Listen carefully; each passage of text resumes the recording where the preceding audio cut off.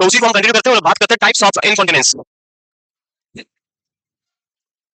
So we have various type of incontinence.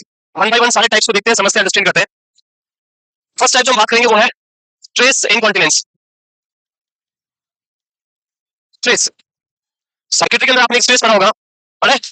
Anxiety, stress, that is mental stress या mental anxiety है. यहाँ पे stress का meaning ये मेंटल एंजाइटी नहीं है. It is not related to your brain और मेंटल स्ट्रेस या tension. It is related to stress on bladder, stress on bladder, and it is physical stress. For example during coughing, जब आप coughing करते हैं तो abdominal muscles जो है वो कॉन्स्ट्रिक्ट होती है और आपके अंदर जितने भी ऑर्गन्स हैं उन पे प्रेशर पुट करती है. उसके अलावा स्नीजिंग, लाफिंग या बेंडिंग, जब आप बेंड करते हैं तभी मसल्स कॉन्स्ट्रिक्ट होती है, उससे प्रेशर बढ़ता है. सो ये जो प्रेशर होता है इसको हम बोलते हैं यहाँ पे स्ट्रेस. इसकी हम बात कर रहे हैं stress. In some cases a little bit increase in the stress on bladder wall, the person will pass the urine, involuntary pass the urine. That condition is known as stress incontinence.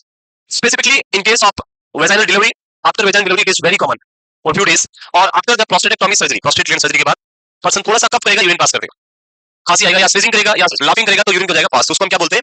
Stress incontinence. So the first type clear, what is stress incontinence? तो passing of urine, involuntary passing of urine due to the little bit increase in the stress or pressure on the bladder wall, it is known as stress incontinence.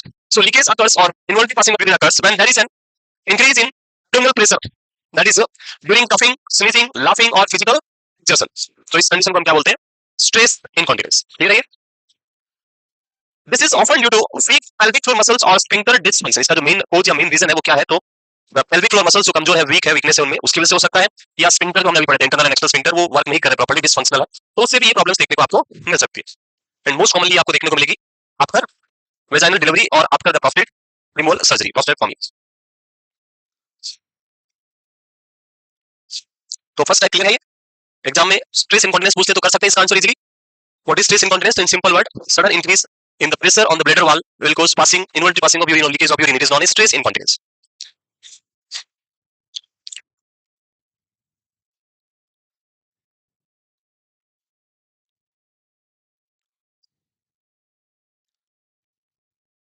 Common अगर हम बात करें कहाँ present रहेगा तो answer is it is very common in female after vaginal delivery and in old age after prostate removal surgery.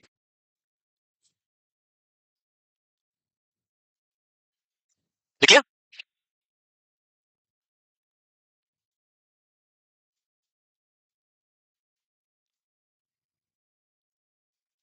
नहीं लिखा?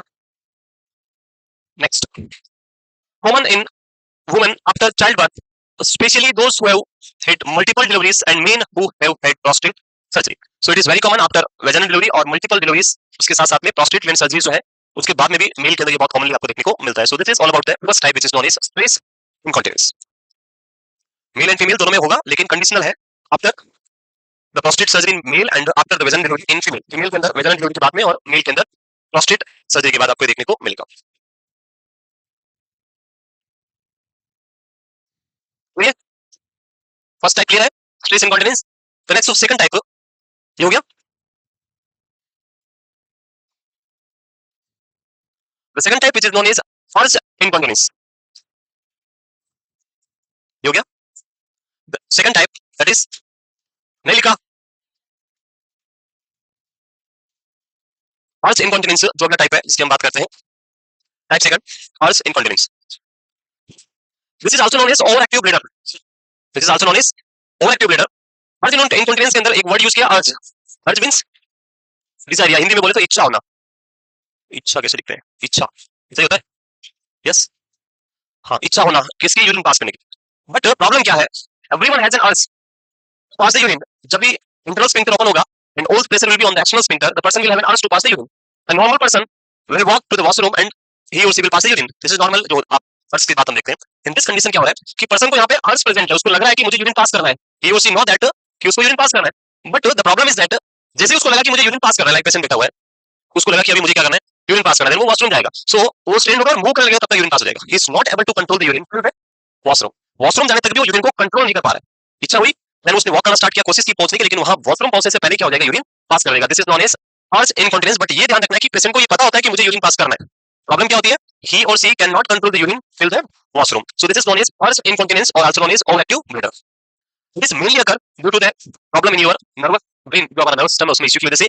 And brain जो है वो ब्लैडर के पास क्या करता है, अनइनहिबिटेड कंटिन्यूसली मैसेज या कंडक्शन सेंड करता है ब्लडर को कॉन्ट्रैक्शन करने के लिए, और ब्लडर बहुत ज्यादा कॉन्ट्रैक्शन करता है और उसकी वजह से बहुत ज्यादा प्रेशर इंक्रीज होता है, पर्सन वहां तक कंट्रोल नहीं कर पाता, इसलिए इसका नाम क्या रखा है, over active bladder. Because of neurological problem the detrusor muscle has uninhibited contraction message continuously, and उसकी वजह से बार-बार कॉन्ट्रैक्शन होगा बहुत ज्यादा और उससे यूरिन पास हो जाएगा। सो this is the condition. So involuntary loss of urine associated with a strong urge to void that cannot be suppressed, जिसको आप सप्रेस नहीं कर सकते। अगर आप एक नॉर्मल इंडिविजुअल की बात करें तो अर्ज होने के बाद में भी ही और she can hold the urine for a few time, कुछ टाइम तक वो अर्ज को सप्रेस कर सकते हैं, डाइवर्ट करके अपने आप को सप्रेस किया जा सकता है। But in this situation person is unable to suppress this urge और वो इनवॉलंटरी यूरिन पास हो जाएगा। पेशेंट अवेयर, ये इसका एक इंपॉर्टेंट पॉइंट है, क्योंकि जो अगला टाइप हम पढ़ेंगे वो भी सेम होता है, बट उसमें जो डिफरेंस है वो इस पॉइंट से आपको डिफरेंस होगा। Patient aware of the need to void but is unable to reach toilet in time, को पता है लेकिन वो वहां तक पहुंच नहीं पाता, इसको हम क्या बोलते हैं, that is known as urge incontinence. It is due to uninhibited ventricular contraction because of neurological problems। जो हमारा नर्वस सिस्टम है वो बहुत ज्यादा फायरिंग कर रहा है, ओवर स्टिमुलेशन कर रहा है रेट्रोसल मसल को कॉन्ट्रैक्ट करने के लिए, और उसकी वजह से क्या हो रहा है, ये प्रॉब्लम आपको देखने को मिल रहा है। So this is about the urge incontinence. So दो type complete, yes. Third type move करते हैं।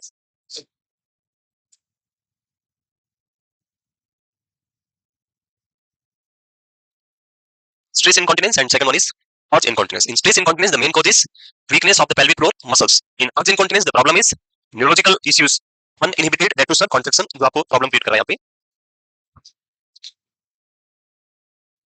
And it is also known as over active bladder, क्योंकि ब्लडर जो मसल्स है वो बहुत ज्यादा एक्टिव है, यहाँ पे बहुत ज्यादा कॉन्ट्रैक्शन आपको देखने को इसमें मिलेगा। Okay, the next one is नहीं हुआ, थर्ड टाइप वो करें। The next third type is reflex incontinence. It's like stress incontinence और अर्ज इनकॉन्टिनेंस। जब हम रिफ्लेक्स की बात करते हैं, so in this again the same problem is that person is having hyper reflexia. तो यहाँ पे होगा क्या, देखिए पहले मैं समझाता हूँ, आप लिखोगे मानोगे नहीं। So this is the bladder, the bladder detrusor muscle is contracting very fast, बहुत ज्यादा रिफ्लेक्सेस आ रहे हैं और उससे बहुत ज्यादा फास्ट ये कॉन्ट्रैक्शन कर रहा है, contraction is very fast. Now जब ये बहुत फास्ट कॉन्ट्रैक्शन हो रहा है तो पर्सन को फील हुआ कि मुझे क्या लग रहा है, यूरिन पास करना है, और वो यूरिन के लिए कोशिश करता है, लेकिन पहुंचने से पहले यूरिन स्पॉइल हो जाता है, यूरिन पास हो जाता है। इसको हमने बोला था अर्ज इनकॉन्टिनेंस। इसमें क्या मीनिंग है कि पर्सन को ये पता चल रहा है कि उसको यूरिन पास करना है, but the second thing is कि again the bladder is having very fast contraction and due to this hyper reflexia person will pass the urine, person urine pass कर देगा। But in this condition person does not aware about that urination, उसको पता ही नहीं है कि उसने urine pass भी कर दिया, उसको नहीं पता है कि उसने यूरिन पास कर दिया, उसको ये भी पता नहीं था कि मुझे यूरिन पास करना है। Means in this condition person have an absence of अर्ज, अर्ज नहीं होती, यहाँ पे उसको पता नहीं चलता है कि यूरिन पास करना है या आ रहा है, ऑटोमेटिकली क्या हो जाता है, पास हो जाता है। This condition is known as reflex incontinence. So the difference between urge incontinence and reflex incontinence is in urge incontinence person has an awareness, but in reflex incontinence person does not have an awareness. दोनों ही condition में involuntary urine pass होगा, but वहां पे पता चल रहा है कि यूरिन पास कर दिया, कपड़े खराब कर दिए मैंने, इधर वाले को पता ही नहीं चलेगा, वो दूसरा बोलेगा तब पता चलेगा अच्छा ऐसा हो गया। This is reflex incontinence, clear. The first condition, which is urge incontinence, is mainly due to the neurological problem. Neurological problem, जहाँ पे brain excessive overfiring कर रहा है. But in second condition, like reflex incontinence, it is mainly occurred due to the spinal cord injury. Like ये spinal cord है, यहाँ से insert हो गया.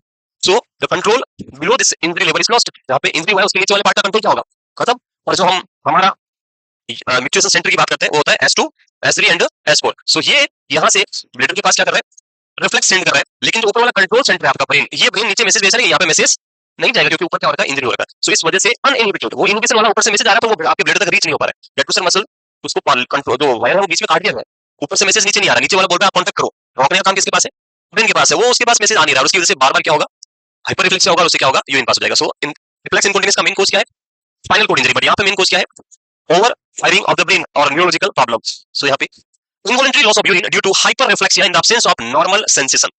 जो नॉर्मल सेंसेशन है वो यहाँ पे क्या है, absent है, पता ही नहीं चल रहा है कि भाई यूरिन पास करना है। This is known as reflex incontinence and it is commonly occur in patient with spinal cord injury.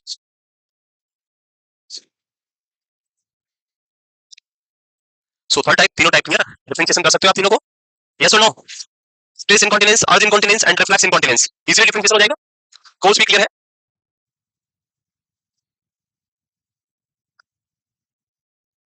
Next, so what is stress incontinence.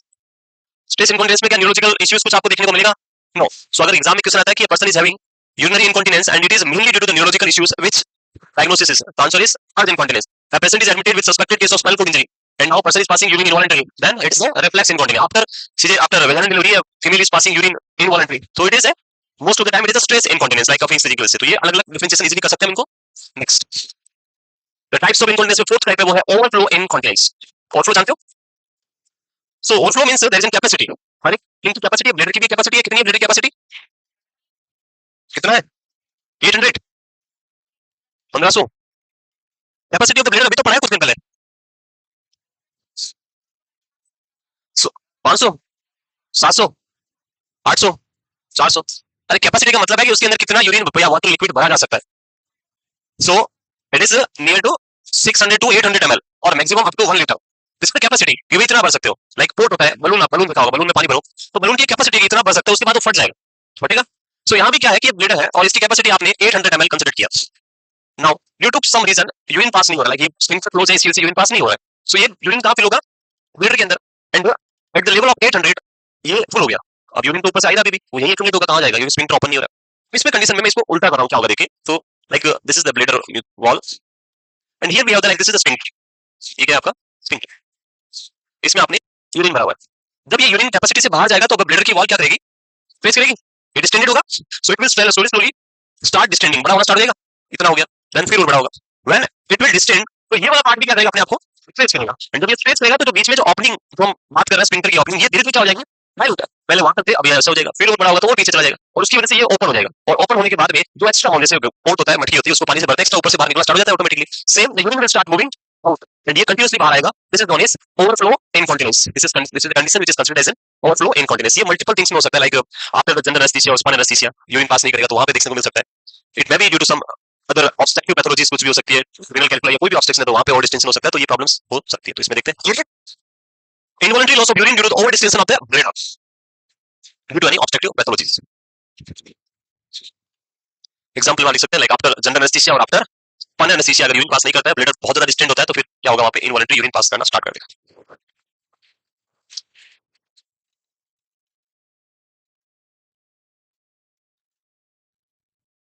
So we complete fourth type, chart type complete. Stress incontinence, urge incontinence, reflex incontinence, and overflow incontinence. Sometimes due to the urinary retention, आगे अगला जो condition पढ़ेंगे इसका नाम क्या होगा urinary retention that में lead to overflow incontinence क्योंकि यूरिन रिटेन करेगा तो ब्लेडर क्या होगा डिस्टेंट होगा डिस्टेंशन की वजह से वहां से क्या होगा यूरिन लॉस होगा उसकी कॉम्प्लिकेशंस क्या मिल सकता है आपको overflow incontinence next fifth type that is functional incontinence functional incontinence का मतलब function of the bladder is normal आपने चेक किया तो ब्लेडर का जो फंक्शन है वो सारे नॉर्मल है लाइक यूरिन जो कैपेसिटी है उतना ही है स्फिंक्टर बिल्कुल नॉर्मल है everything is normal urge is normal nervous system is normal spinal cord is normal everything is normal function is completely normal still person is having urinary incontinence like in children बच्चों होता है बच्चे को थोड़ा सा डांट दो वही यूरिन पास कर दे लो अब क्या करें क्यों क्योंकि उसको लगता है कि मैं इसी से कुछ कर सकता हूँ मस्ती या परेशान करना ये यूरिन पास कर लगाओ पहुंचा तुम फिर लगाया फिर कुछ कर दिया वहां जाकर फिर करेगा फिर लगाओ यही उसके बाद बाकी तो ना तो मार सकता है ना पीट सकता है ना कुछ और कर सकता है so in some cases in functional incontinence की हम बात कर रहे हैं it is occur when person is having some psychological problems like in case of delirium dementia in case of mental retardation or in case of depression or in case of schizophrenia तो psychiatric issues है वहां पे बहुत सारी conditions में person कोने में बैठा रहता है और वो पूरे दिन भर वहीं पे यूरिन पास करेगा वहीं पे मोशन पास करेगा सो सब कुछ नॉर्मल है वहां पे लेकिन फिर भी वो नहीं जाएगा वहीं पे करेगा गंदगी करेगा बैठ रहेगा that condition is known as functional incontinence due to the psychological issues so in this urinary function is normal but other factors such as cognitive impairment like for example mental retardation MR clear functional incontinence yes the next last one which is known as iatrogenic incontinence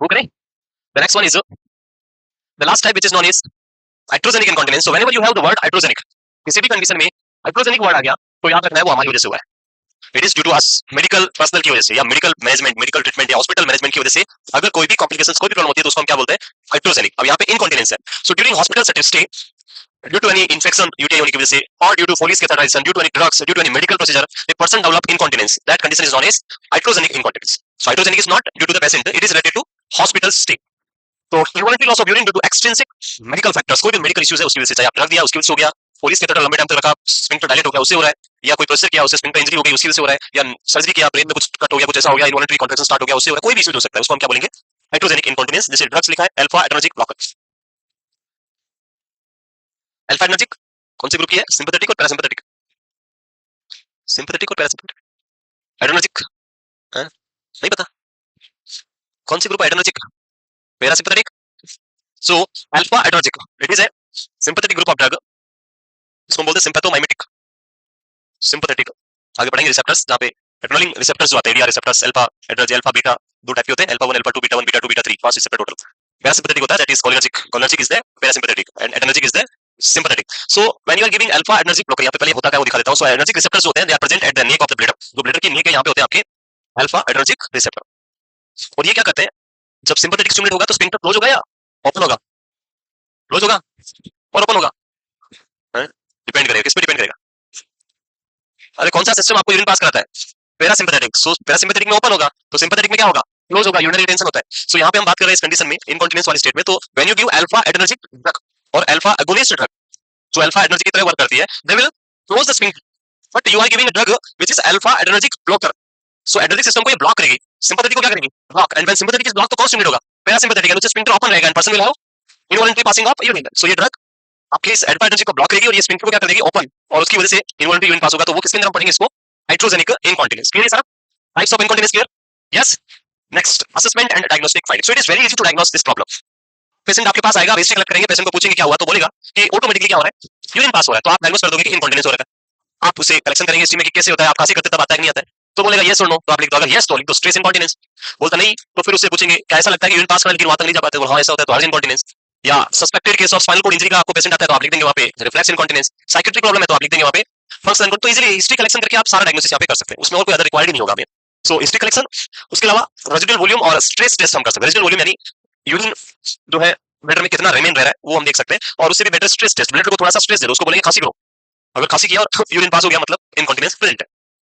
urine examination, अगर कोई infectious condition है या ऐसा कोई medical factor है तो उसको identify करने के लिए यूरिन एग्जामिनेशन हम कर सकते हैं. बाकी इसमें कोई स्पेसिफिक टेस्ट रिक्वायर्ड नहीं है, इसी से आप क्या कर लेंगे, कंफर्म कर लेंगे हिस्ट्री से. This is the assessment and diagnostic finding in case of urinary incontinence.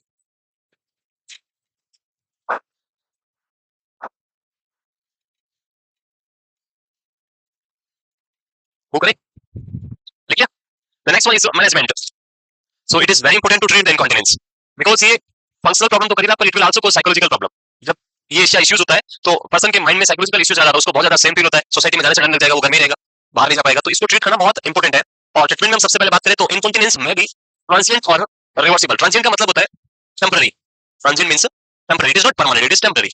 With management हम इसको इजीली ट्रीट कर सकते हैं. लाइक स्ट्रेस इनकॉन्टिनेंस है तो आप एक्सरसाइज कराओ, ठीक हो जाएगा. आज इनकॉन्टिनेंस है तो ब्रेन की प्रॉब्लम को सोल्व करो, स्पाइनल कॉर्ड इंजरी को ट्रीट करो, रिफ्लेक्स इनकॉन्टिनेंस ठीक हो जाएगा. सो इट इज ट्रांजिएंट और reversible. In case of some permanent injuries like आपका स्पाइनल कॉर्ड परमानेंटली डैमेज हो गया तब वो परमानेंट हो सकता है, but most of the case में कौन सा होता है, ट्रांजिएंट या रिवर्सिबल. और इसमें क्या क्या कोज हो सकते हैं जो ट्रांजिएंट या रिवर्सिबल इनकॉन्टिनेंस करते हैं, तो उसका नाम यहाँ लिखे हुए सारे. देयर इज डेलिरियम, अभी पढ़ा है सर ने, organic brain syndrome, delirium, dementia, नहीं पढ़ा, हाँ delirium, UTI, urinary tract infection, that is the most common hospital acquired infection, जो हॉस्पिटल में होने वाला सबसे common infection, E coli. The positive agent most common is E coli and very common in female. And hospital में सबसे common cause is catheterization, Foley's catheterization, जो सबसे common UTI करता है हॉस्पिटल वाले पेशेंट्स में. It is known as iatrogenic infection. इसको हम क्या बोलेंगे, हाइड्रोजेनिक इन्फेक्शन या hospital acquired infection. Vaginitis, urethritis, pharmacological agents, कुछ ऐसी ड्रग्स आप दे रहे हैं, जैसे आप पेशेंट को डायबिटिक्स दे रहे हैं प्रॉब्लम टाइम के लिए, तो उससे भी हो सकता है, लेकिन डायबिटिक्स स्टॉप करते ही वापस ठीक हो जाएगा. या ऐसी अल्फा एनर्जी ब्लॉकर दे रहे हैं तो वो बंद करते ही वापस प्रॉब्लम सॉल्व हो जाएगा. साइकोलॉजिकल फैक्टर अभी बताए थे, होता है साइकोलॉजिकल फैक्टर, थोड़ा सा कोई डांट दे तो यूरिन पास हो जाता है सीधा. घर पे होता है, ज्यादा जोर से किसी ने थप्पड़ मार दिया तो कपड़े, होता नहीं होता, is very common.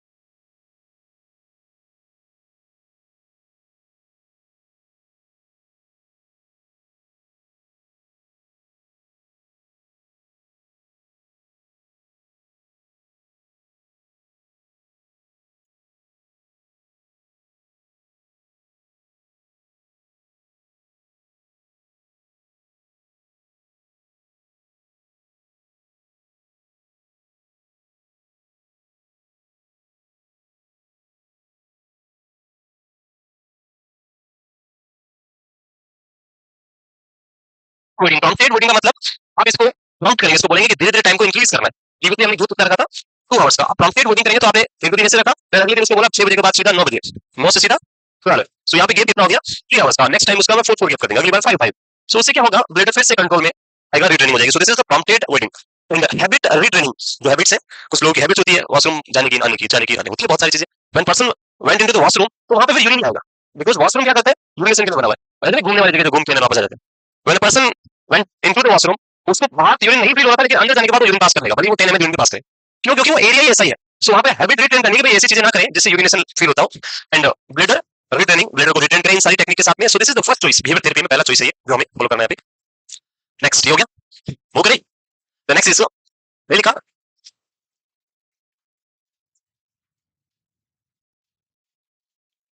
so these all things is implemented on you also. Those who is having increase the frequency of urination, they should use these all techniques. It is very effective, and try to implement this prompted waiting or time waiting for 5 hours. Apply on you for 5 hours from 2:30 to 7:30. I will not go for washroom. ये अपने ऊपर implement करें, and implement for only 10 days. You will be successfully retrain your bladder, and after 10 days you will never go for washroom in 5 hours. बिल्कुल नहीं जाएंगे अगर आपने इस हैबिट को बंद किया तो। अदरवाइज वो तो आप घूमने जाओगे तो वॉशरूम आएगा। Yes, washroom is a dirty place. जितनी बार वॉशरूम में घुसोगे उतना ज्यादा chance of infection, specifically in those type of toilets where multiple person are using that. Single आपका पर्सनल टॉयलेट है तो ठीक है, मल्टीपल पर्सन यूज करते हैं तो there will be higher chance for development of infection, specifically UTI in female. So इसीलिए try to avoid using public toilets, और जहां पे मल्टीपल लोग यूज करते हैं वहां पे जाने की कोशिश ना करें। तो इसलिए आपके लिए बेस्ट थेरेपी है, that is behaviour therapy. First choice आपके लिए हर चीज से बेस्ट है, क्लियर? तो नहीं जाना है 5 आवर्स के अंदर। Next, pharmacological management, we will use the drug which is anti cholinergic agent. अभी थोड़ी देर पहले मैंने बताया था कोलिनर्जिक। कोलिनर्जिक जो ड्रग है वो क्या करती है, it's A parasympathetic action, parasympathetic, and when we give cholinergic drug they will stimulate the parasympathetic system, and during the stimulation of parasympathetic system the sphincter will relax, sphincter क्या हो जाएंगे, relax हो जाएंगे, and after relaxation the person will pass urine, so urination वहां पे possible है। हम यहाँ पे क्या कर रहे हैं, क्योंकि already patient excessive urine pass कर रहा है, so we will give a drug which is come under the anticholinergic, यानी इसके अगेंस्ट काम करने वाली। एंटीकोलिनर्जिक मतलब जो कोलिनर्जिक सिस्टम को क्या करती है, ब्लॉक करती है, that is known as anticholinergic. So we will provide anticholinergic drug to the patient. When we give anticholinergic drug it will block the parasympathetic, when parasympathetic is blocked the relaxation will be change into the constriction, sphincter क्या हो जाएगा, constricted, when sphincter is constricted then person will not urinate, वो urine pass नहीं करेगा, और उससे नहीं करेगा तो आपका इनकॉन्टिनेंस ट्रीट हो जाएगा। Yes, it's a very common drug जो आपने पढ़ा होगा, इमिप्रामाइन, ट्राइसाइक्लिक एंटी डिप्रेसेंट जो आप पढ़ते हैं, साइकोट्रिक में भी लिखा होगा। It's a drug of choice for nocturnal enuresis, सुना है? नॉक्टर्नल एन्यूरेसिस, हाँ बेड वेटिंग या नॉक्टर्नल, जो नाइट टाइम में यूरिन पास करते हैं बेड में, दैट इज नॉक्टर्नल, बच्चों में बहुत इफेक्टिव है। तो इमिप्रामाइन यूज इन चिल्ड्रन, जो हम यूज कर सकते हैं। एडल्ट में अमोक्सिसिलिन और डाइसाइक्लोमिन जो ड्रग है, ये एंटीकोलिनर्जिक ड्रग है जो हम यहाँ पे यूज कर सकते हैं, ठीक है? नेक्स्ट हटा दें इनको। Other management, surgical management. So कुछ कंडीशंस ऐसी है जहाँ पे like after the prostate surgery जो यूरिथ्रा है, प्रोस्टेट ग्लैंड इसके अराउंड था, और उसकी वजह से क्या हो रहा था, स्फिंक्टर की तरह वर्क कर रहा था। आफ्टर प्रोस्टेट सर्जरी ये बाहर हटा देते हैं उसको, प्रोस्टेट ग्लैंड और उसके अराउंड जो भी टिश्यूज है वो सारे क्या करते हैं, हटा देते हैं। उसकी वजह से यहाँ पे जो स्फिंक्टर का वर्क था वो बंद हो जाएगा। तो हम क्या करेंगे, जो अराउंड फेट है उसको यहाँ पे लाके इसके अराउंड सर्जिकली यहाँ पे उस पेट को सूचरिंग करके डिपोजिट कर देते हैं, और उससे ये इट इज नॉट है prostate but it will like a prostate हम बना देंगे, और इसको यहाँ पे बल्क कर देंगे, टिश्यू का बल्किंग कर देंगे, तो वो हम कर सकते हैं। समटाइम एंगल, जो हमारे ब्लेडर की बात करें तो ब्लेडर विल बी लाइक, इसका जो एंगल होता है लाइक कुछ ऐसा, कुछ एंगल आपको देखने को मिलेगा, और इधर आपका एक यूरेटर और इधर दूसरा यूरेटर, यूरिन ऐसे फ्लो का कुछ सर्जी, कुछ कंडीशंस या कुछ ऐसी प्रोसेस की वजह से एंगल अगर चेंज हो गया और like it will be like ऐसा नीचे की तरफ हो गया, तो ग्रेविटी की वजह से यूरिन सारा क्या होगा, नीचे जाएगा। तो सर्जिकली हम क्या करेंगे, जो यूरेटर इसको लिफ्ट कर सकते हैं, लिफ्टिंग करके सुचर कर देंगे, जिससे ये एंगल जो है vesicourethral angle that will be again realigned, और उससे आपका यूरिनेशन प्रॉब्लम सॉल्व हो जाएगा। तो ये lifting and stabilizing the bladder or urethra to restore the normal uretrovesical angle or to increase the length of some cases में जब urethral length कम हो जाती है तो उसको पुल करके लेंथ को भी हम क्या कर सकते हैं, इंक्रीज कर सकते हैं। anterior vaginal wall repair like in case of episiotomy, wall cut किया तो वहां पे, या during surgery sorry during delivery laceration हो गया, different different degree of laceration पढ़ा होगा आपने, first degree, second degree, third degree, fourth degree, होता है नहीं होता है, पता नहीं, आपका एक्सप्रेशन चलेगा, नहीं होता होगा शायद। सो एंटीरियर वॉल रिपेयर अगर लेसरेट किया तो वहां पे भी हम कर सकते हैं। पेरी यूरेथ्रल बल्किंग अभी बताया मैंने, यूरेथ्रा के अराउंड हम क्या कर देंगे, बल्क कर देंगे, टिश्यू लाके डिपॉजिट कर देंगे, और वो बल्किंग हो जाएगी, जिससे आपका यूरिन जो है वहां पे वो होल्ड करने में आपकी हेल्प करेगा। So this all are the surgical procedure जो हम यहाँ पे कर सकते हैं। If you have any doubt in this condition that is urinary incontinence, you can ask, otherwise we are moving on the second type which is known as urinary retention. Types हमने पढ़ ली इसके, 6 टाइप पढ़े, stress incontinence, urge incontinence, reflex incontinence, functional incontinence, then क्या रह गया, overflow incontinence and hydrogenic incontinence. Total 6 type, सारे clear? अरे आगे समझ में? चलो अभी देखते हैं कौन कौन बताएगा, समझ गया। आपका देखिए immediate memory and recent memory कितना स्ट्रांग है, देख लिया?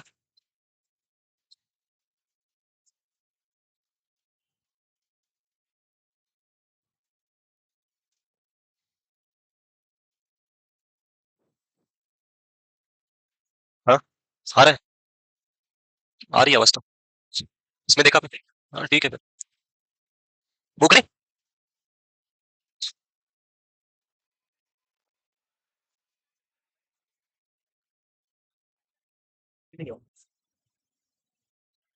अरे बातें नहीं करनी, आप लोगों को बातें करने के लिए नहीं बोला। हाँ, सो मूव करें आगे। So we discuss about the six type of incontinence. पढ़ लिया सबने? पीछे जाके भी पढ़ लिया? सो अब आप अगर वापस पढ़ लिया तो means we are discussing about your immediate memory. Memory के दो टाइप होते हैं, recent memory and recent, not recent, short term memory and long term memory. Short term is having two types, immediate and recent memory. तो चलो बताओ कौन बताएगा? Yes बताओ फर्स्ट। नहीं बताओगे? यस अभी पढ़ा हमने functional incontinence. What is functional incontinence? अरे उनको नहीं पूछना, मेरे को बताना है, हैं? बताओ बताओ क्या पढ़ा? अरे बातें नहीं करनी है। फंक्शनल इनकॉन्टिनेंस है पैथोलॉजिकल साइकोलॉजिकल इश्यूज की वजह से होता है, उसको हम क्या बोलेंगे? Bladder function is normal but problem क्या है? साइकोलॉजिकल है, उसको हम बोलेंगे फंक्शनल इनकॉन्टिनेंस। आगे से फर्स्ट बताओ। रिफ्लेक्स इनकॉन्टिनेंस किस वजह से होगा? Reflex incontinence due to the spinal cord injury. जब स्पाइनल कोड इंजरी होगा तो अनइनहिबिटेड रेट्रोसर कॉन्ट्रैक्शन की वजह से क्या होगा? आपको रिफ्लेक्स इनकॉन्टिनेंस है वो आपको देखने को मिलेगा। यस कौन बताएगा? ये छह तो टाइप है, इतने इजी, उसको भी सोच रहे हैं कौन सा आएगा तुरंत। यस बताओ, पिलर के पास कौन सा बताओगे आप? आप नहीं, आप पिलर का है आपके पास है, पिलर उनके सारा उनके पास है, देखो। अर्च इनकॉन्टिनेंस है due to the neurological problem. Identification मेन कैसे पता चलेगा? Difference between reflex and urge. अरे उनको खड़ा करेगा पिलर के पास, वो दिख नहीं होंगे, वो खड़े हैं उधर। हाँ बताओ। हाँ, वो खोज हो गया, हाँ पता कैसे चलेगा? वो भी खोज ही हो गया उसका, उसी को आप इधर उधर कर रहे हो। So main thing is awareness. Person जो है अवेयर नहीं होगा, फिर जो अवेयरनेस, एक में पता है एक में पता नहीं चल रहा, that is only the difference between reflex and अर्ज इनकॉन्टिनेंस। चलो आगे कंटिन्यू करें, बाकी जिनका नंबर है उनको थोड़ी देर में पूछेंगे। Second part is urinary retention. So first condition हमने पढ़ा कि person is having involuntary passing of urine. Now अब सेकंड कंडीशन है जिसके अंदर यूरिन पास ही नहीं कर पा रहा, रिटेंशन यानी यूरिन बंद हो गया, और it may be occur some time due to the management of urinary incontinence. आपने इनकॉन्टिनेंस का जो ट्रीटमेंट इतना टाइट किया कि उससे रिटेंशन हो गया, तो ये भी पॉसिबल रीजन हो सकता है। अदर कोर्स भी हम पढ़ेंगे यहाँ पे। So urinary retention is the inability to empty the bladder completely during the attempts to void. So एक इंपॉर्टेंट थिंग्स आपको याद रखनी है कि इफ द एज इज 60 और बिलो, 60 साल या उससे कम अगर किसी की एज है, आपका जो ब्लैडर है वो every time when person pass the urine, the bladder will completely empty. Bladder जो होता है क्या होता है? कंप्लीटली एम्प्टी होता है, पूरा खाली हो जाता है। जिसकी एज क्या है 60 और बिलो 60 है, तो उनका जब भी वो यूरिन पास करेंगे, whatever amount of urine present in the bladder, the completely person जो है उसको पास कर देगा, 0 ml ऑफ यूरिन वहां पे रिटेन करेगा। Any person who is having, कहां गया? इसमें लिखा हुआ नहीं, रेजिडुअल वॉल्यूम यानी लिखा हुआ है रेजिडुअल वॉल्यूम। सो आप ब्लैडर को चेक करेंगे और अगर ब्लैडर में कोई भी रेजिडुअल वॉल्यूम मिलता है जिनकी एज 60 से बिलो है, तो इट मींस ये क्या है? किसी न किसी पैथोलॉजिकल कंडीशन की वजह से, due to any pathological condition the urine will remain inside the bladder which is known as residual volume. Otherwise normally 0 ml urine present after voiding in 60 और लेस। तो 60 डेट्रोसर मसल जो स्ट्रेंथ है वो slowly slowly कम हो जाती है, strong जो weakness की तरफ मूव करता है, and due to that weakness after 60 amount of 50 ml urine may remain inside the bladder. Bladder के अंदर 50 ml या उससे कम यूरिन नॉर्मली 60 साल से ज्यादा लोगों में प्रेजेंट हो सकता है। It is also considered normal. Below 60 में 0 ml, after 60 50 ml or less is considered as normal, but in any age group if urine amount is more than 50 ml it is considered as an urinary retention। चाहे वो 50 से 60 से बड़ा हो 60 से कम हो, अगर 50 ml से ज्यादा यूरिन अगर ब्लड में प्रेजेंट है, urine amount is more than 50 ml in bladder in any age group, this is considered as urinary retention। तो अगर आपसे क्वेश्चन पूछे कि what is the normal residual volume in human being, तो answer क्या होगा? 50 और less than 50 ml, it should not be more than 50 ml। Clear? Next, chronic urine retention often lead to overflow in body। अभी बताया था थोड़ी देर पहले मैंने, chronically urine retention often lead to overflow incontinence. बहुत ज्यादा रिटेंशन होगा तो ब्लैडर फुल हो जाएगा, और ब्लैडर फुल होने से आपका स्फिंक्टर ओपन होगा और वहां से क्या स्टार्ट हो जाएगा? यूरिनरी रिटेंशन, जिसको हम क्या बोलेंगे? ओवरफ्लो यूरिनरी इनकॉन्टिनेंस, को बोलेंगे ओवरफ्लो इनकॉन्टिनेंस। सो यूरिनरी रिटेंशन को कंफर्म करने के लिए कौन सा टेस्ट हम यूज करेंगे?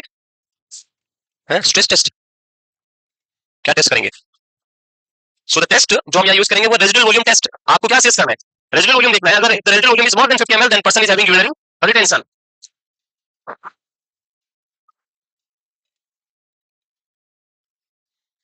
नेक्स्ट देखिए, वो करें। Next is in healthy adult younger than 60 years complete bladder emptying should occurs with each voiding। इनकी एज 60 से कम है उनमें क्या होता है? 0 ml कंप्लीटली ब्लैडर क्या हो जाता है? एम्प्टी हो जाता है, खाली हो जाता है।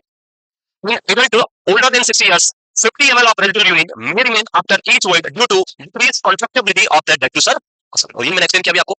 to confirm this residual volume we use the two tests, one is USG ultrasonography and second one is Foley's straight catheterization बोलते हैं इसको, स्ट्रेट कैथेटराइजेशन लाइक K90 डाल के, स्ट्रेट कैथेटराइजेशन जहां पे हम K90 ट्यूब डालेंगे, STRIGST स्ट्रेट कैथेटराइज। तो दोनों टेस्ट हम कर सकते हैं, यूएससी कर सकते हैं और कैथेटराइज कर सकते हैं। कैथेटर डाला, जो भी यूनिट आएगा उसको कलेक्ट करना है और उसका वॉल्यूम मेजर कर लेना है। Otherwise we can go with USG, ultrasound से हम मेजर कर सकते हैं वॉल्यूम इजीली, सो वहां पे आप मेजरमेंट कर लेंगे। अगर आपसे क्वेश्चन पूछे कि which one is the best one, the answer is USG is the best one because this test is having less chance for infection. But हमने थोड़ी देर पहले मैंने बोला था most common UTI is occur due to the catheterization. So if you are going for catheterization, highly chance for the development of UTI. That's why we avoid this. We are use the USC as a confirmatory test for urinary retention or the remaining जो residual volume है उसको confirm करने के लिए test. चले आगे। This is the urinary retention. अब इसमें कोई ऐसा टाइप नहीं होगा, रिटेंशन तो रिटेंशन ही होता है, ऐसा नहीं कि स्ट्रेस रिटेंशन हो गया ना, वो किसी भी वजह से यूरिन नहीं आ रहा है वो रिटेंशन ही है, चाहे वो आप सर्जरी की वजह से हो या किसी ने डांट दिया इसकी वजह से हो या क्लास में बैठे हो इसलिए हो गया हो। It is also common factor specifically in like teachers और इन सर्जन और operation theatre nurses, they will commonly having urinary retention because of their work.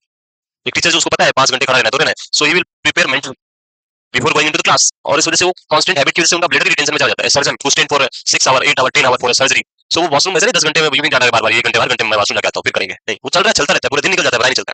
सो उनमें क्या देखने को मिल सकता है, urinary retention is very common. ये हो गया risk factor. So the first risk factor is very common, post-op patient. As we know that in intraoperative process the patient will receive muscle relaxant, muscle relaxant मिलेगा, muscle relaxant like succinylcholine, atracurium, rocuronium, ये जो drugs आती है दी जाता है muscle relaxant. as well as person will receive anesthetic drugs like sedative drug, anesthesia मिलता है patient को, anesthesia, और इनकी वजह से, इन ड्रग्स की वजह से जो आपका स्फिंक्टर है वो प्रॉपर वर्क नहीं करते हैं, मसल्स जो है वो रिलैक्स हो जाती है, ब्लड कॉन्ट्रैक्शन नहीं होता है, और उन सब की वजह से पर्सन में क्या देखने को मिलेगा, urinary retention, which is very common in post-operative patient. Most common complication in post-operative patient answer is the urinary retention and delirium. वो जो है बहुत कॉमन आपको देखने को मिलता है। पेरिनियल और एनाल सर्जरी, जनरल एनेस्थीसिया जो है लिखा already anaesthesia, spinal anaesthesia, in case of spinal anaesthesia, spinal is given at which level, कहां देते हैं, spinal is given as, so it is given at L3 L4 in adult and L4 L5 in child, adult and child. It is same like lumbar puncture. Lumbar puncture में हम fluid बाहर निकालते हैं, and in spinal anesthesia we give the medicine, that is only the difference, the location is same, position is same, everything is same, only the procedure is different. In lumbar puncture we remove the CSF and in spinal anesthesia we give the medication to the patient in CSF, so उससे patient sedate हो जाएगा, lower part पूरा paralyse हो जाएगा। तो जब हम spinal देंगे लंबर में L3 L4 तो हमारा जो म्यूचुअल सेंटर है वो तो S2 S3 एंड S4 में है, और ये इससे नीचे आता है, इससे ऊपर आता है, लंबर से नीचे आएगा, सो ये क्या हो जाएगा, पैरालाइज। और जब आपका म्यूचुअल सेंटर ही वर्क नहीं कर रहा तो यूरिन पास करने की कोई अर्ज होना पॉसिबल नहीं है, यूरिनरी क्या हो जाएगा, returns. Next course diabetes mellitus DM, diabetes आपने पढ़ा होगा एंडोक्राइन सिस्टम के अंदर पढ़ा है। सो बेसिकली जब हम डायबिटीज मेलिटस की बात करते हैं तो इट गोस 3 पीस, 3 पी होता है, polyuria, polyphagia and polydipsia. When person is having polyuria, polyuria, why person is having polyuria and diabetic mellitus, why person is having polyuria and diabetes mellitus, why person is having polydipsia in diabetes mellitus, already patient is having high amount of glucose in the blood, then why person required more and more energy, खाना और चाहिए, भूख लग रही है, energy तो पहले ही भरी पड़ी है, ग्लूकोज इतना सारा है। So the problem is that in case of polyuria it is occurred due to the increased osmotic pressure, osmolarity बढ़ेगी और वो फ्लूइड को अपनी ओर पुल करेंगे और osmotic diuretic आपको देखने को मिलेगा, like maltol, polyuria होगा। person is having polyuria so body will undergo dehydration and that's why person will have polyphagia, again water drink करेगा, and polydipsia is, sorry, polydipsia is the water and polyphagia is the hunger full phenomena. So insulin is required for the glucose metabolism and when glucose is metabolized then person will have energy. अब insulin नहीं है तो glucose का metabolism नहीं होगा, और glucose metabolise होगा तो सेल को एनर्जी नहीं मिलेगा, और एनर्जी नहीं आएगी तो सेल बोलेगी कि मेरे को भूख लग रही है, लाओ लाओ। सो आ रहा है पर वो मेटाबॉलाइज नहीं हो रहा है। सो जब हम डायबिटीज की बात करते हैं तो पोलीयूरिया वाली कंडीशन में जब आप यूरिन को सैंपल लेंगे और यूरिन को देखेंगे तो आप क्या देखेंगे कि यूरिन के अंदर एक्सेस अमाउंट में क्या होगा, ग्लूकोज, क्योंकि ब्लड में ग्लूकोज ज्यादा है तो वो ग्लूकोज सारा किस में जाएगा, यूरिन में, जिसको हम बोलते हैं ग्लाइकोसूरिया। क्या बोलते हैं, ग्लाइकोसूरिया। क्रोनिक, याद रखना है, क्रोनिक अनकंट्रोल्ड डायबिटीज मेलिटस, जब बहुत ज्यादा ग्लूकोज यूरिन में पास होगा तो glucose will start depositing in your pathway, urinary pathway, और एक टाइम आएगा जब ये क्या कर देगा, इसको पूरी तरह से नेरो कर देगा, ब्लॉक कर देगा, and this condition lead to retention. So diabetes के अंदर but not in controlled diabetes, it is present in only uncontrolled chronic diabetes mellitus may lead to blockage of the urethral opening or sphincter and that lead to blockage retention of urine. Prostatic enlargement, obviously prostate gland is present around the urethra, when it is enlarged it compresses the urethra and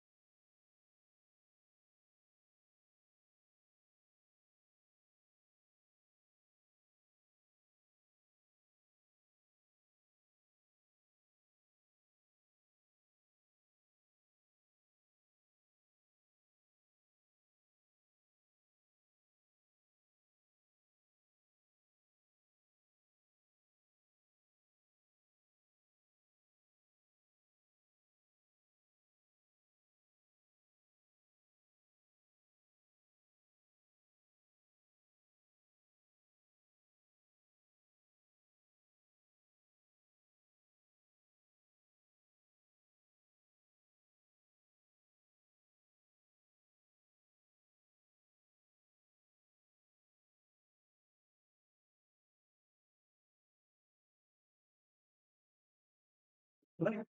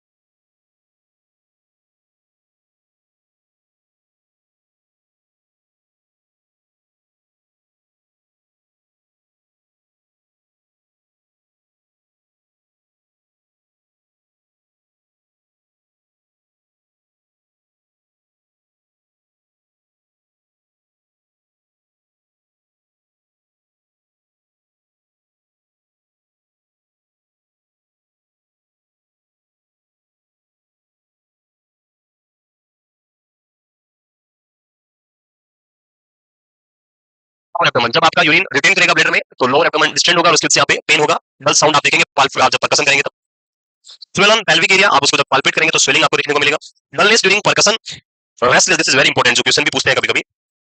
restlessness, restlessness जो है it's a very common in case of ICU patients, ICU जो admitted, जो ventilator patients, जो ICU patients होते हैं, उन patients के अंदर अगर पर्सन बहुत ज्यादा रेस्टलेस हो है, like post operative patients, ICU patients, in that situation you will assess the patient bladder, the patient is not catheterized, आप ब्लैडर को चेक करें और अगर कैथेटराइज है तो आप उस पाइप को चेक करें कि किंकिंग तो नहीं हो रखा है, because the person will have bladder distension and that lead to pain distension, और उसकी वजह से क्या होगा, बार बार रेस्टलेसनेस, पैरों को फेंकेगा बार बार, and this is an indication for urinary retention. Amount of residual volume आप चेक करेंगे और अगर अमाउंट आपको 100 ml से ज्यादा मिल रहा है तो कंफर्म है, पर हमारा तो नॉर्मल बेस लाइन डाटा कितना होना चाहिए, 50 से ज्यादा है तो वो कहीं ना कहीं यूरिनरी रिटेंशन की ओर इंडिकेट कर रहा है, और 100 ml तक पहुंच गया तब तो कंफर्म है, तो 100 ml तो बहुत ज्यादा है। हेमेचूरिया, डायसूरिया, यूरिन के अंदर ब्लड आ रहा है तो कहीं ना कहीं ऑब्स्ट्रक्शन है, फोर्सफुल यूरिन पास करने से सेल डैमेज हो रही है। Dysuria is the painful urination, obstruction की वजह से पेन होगा, painful urination, and haematuria is the blood in urine, and these are the assessment and diagnosis. तो ये सारे क्वेश्चंस आप पेशेंट से पूछेंगे और पेशेंट अपनी हिस्ट्री बताएगा, उससे आप कंफर्म कर लेंगे कि यस आपको ये प्रॉब्लम प्रेजेंट है या नहीं है। Clear? Then next is the management. So it is also very important to manage the retention, as like incontinence will cause psychological problems more compared to physical issues. In case of retention, it will cause physical problem more compared to the psychological. Psychological तो issue नहीं हो रहा है पर physically बहुत issues हो जाएंगे, blood damage हो सकता है, इंजरी हो सकती है, और other system like infection, urine flow करेगा तो पाइलोनेफ्राइटिस हो सकता है, सेप्सिस हो सकता है, कैल्कुलाई फॉर्मेशन हो सकता है। सो ये सारे कॉम्प्लिकेशंस को यहाँ पे क्रिएट करने के लिए मैनेजमेंट इज वेरी इंपॉर्टेंट। तो नेक्स्ट इज मैनेजमेंट और कॉम्प्लिकेशन। कॉम्प्लिकेशन क्या लिखा है, chronic infection due to the urinary retention. So obviously जब हम यूरिन की बात करते हैं तो यूरिन जो है वो क्या है, it's a waste product of our body, और जब हम वेस्ट प्रोडक्ट को स्टोर करेंगे, भाई घर पे भी अगर कोई वेस्ट है और उसको आप अगर स्टोर कर रहे हैं तो वेस्ट को स्टोर करने से क्या होता है, ऑब्वियसली मच्छर पनपेंगे या गंदगी फैलेगी वहां पे, उससे आपको प्रॉब्लम होगी, हेल्थ इश्यूज हो सकते हैं। Same thing if you hold the urine for a long time of period, if you holding the urine for more than 5 hours, लिखना नहीं है सिर्फ, आप लिखें 5 घंटे से ज्यादा कर रहे हो, 5 घंटे तक कर सकते हैं। If you are holding the urine for a long time of period then it will cause a chance of UTI development, क्योंकि यूरिन के अंदर बैक्टीरियल ग्रोथ होने के चांसेस ज्यादा है क्योंकि वो वेस्ट प्रोडक्ट है। तो ज्यादा लॉन्ग टाइम तक यूरिन नहीं होल्ड करना है, उसको बार बार क्या करना है, पास कर देना है, लेकिन 5 घंटे तक क्लास में होल्ड करने के लिए कोई प्रॉब्लम नहीं है। Next, if you hold the urine for a long time of period we have the uric acid stone, तो वेस्ट प्रोडक्ट की स्टोन बनेगी, यूरिक यूरिया स्टोन आपको देखने को मिल सकता है, तो वो बन सकता है। पाइलोनेफ्राइटिस एंड सेप्सिस, जब ब्लैडर ब्लॉक है और ब्लैडर फिल हो जाएगा, यहाँ से ब्लॉकेज है और यूरिन सारा फिल हो गया, then urine will start moving in opposite direction toward the kidney and it will be into the pelvis, renal pelvis से यहाँ पे पहुंचेगा, यहाँ क्या करेगा, infection which is known as pyelonephritis, inflammation और infection of the renal pelvis is known as pyelonephritis. तो वो हो सकता है बिग फ्लो की वजह से सेप्सिस ब्लड में किडनी डिस्फंक्शन, अगर किडनी के पास यूरिन पहुंच गया, वहां भर गया तो हाइड्रोनेफ्रोसिस होगा और उसकी वजह से किडनी वर्क नहीं कर पाएगी, so that is also a problem here, kidney dysfunction. तो ये सारे कॉम्प्लिकेशंस इस पर्सन में प्रेजेंट मिलेंगे जब हम बात करेंगे यूरिनरी रिटेंशन की। बिल्कुल ऑनलाइन वाले बहुत संघर्ष कर रहे हैं, कभी उनकी आवाज आ रही है, कभी जा रही है, कभी आ रही है, कभी वापस जा रही है, बट आपका संघर्ष भी काबिल तारीफ है और बिल्कुल आपको आपकी मंजिल तक पहुंचाने में हेल्प करेगा, हम पूरी कोशिश कर रहे हैं आपके साथ। देख लिया। The next last is the management, what is the possible management. So nursing management करना बहुत इंपॉर्टेंट है, जो आप सीसी कर रहे थे वो यहाँ करना पड़ेगा आपको। So we have various traditional ways a person is having in urinary retention, like some person is having problem, जैसे कुछ लोगों को इन्वायरमेंट की वजह से प्रॉब्लम हो जाती है कि जब उनका इन्वायरमेंट चेंज होता है तो उनकी बॉडी में कॉन्स्टिपेशन और यूरिनरी रिटेंशन हो जाता है, जिनको हम क्या बोलते हैं, साइकियाट्रिक में क्या डिसऑर्डर है, which type of disorder is known as, नहीं पता, साइकियाट्रिक में ऐसे डिसऑर्डर होते हैं, कॉन्स्टिपेशन हो गया, यूरिनरी रिटेंशन हो गया, नींद नहीं आना, इंसोम्निया हो जाना, क्या बोलते हैं? Vomiting? Which type of disorder are this? अरे बताओ। नहीं पता सर, हमें क्या पता है? क्या है? अरे क्लियर बोलो। ऐसे पढ़े तो है आप लोग, नहीं पढ़े? सुने भी नहीं है? Like a person who is living in parent home जो है उसमें रहता है 20 ईयर से, और सडनली उसको कोचिंग करने के लिए जोधपुर भेज दिया. When the person reach to the Jodhpur he started having constipation chronically. Which type of disorder person is having? है? क्या बोला? पता नहीं, बोलते भी नहीं है, छुपा के रखते हैं. होता है ऐसा? A person who is changing the beat will start having insomnia. नहीं होता है? क्या बोलते हैं उसको? साइकोलॉजी के साइकेट्रिक में स्पेशल डिसऑर्डर्स है. So these are known as adjustmental disorder.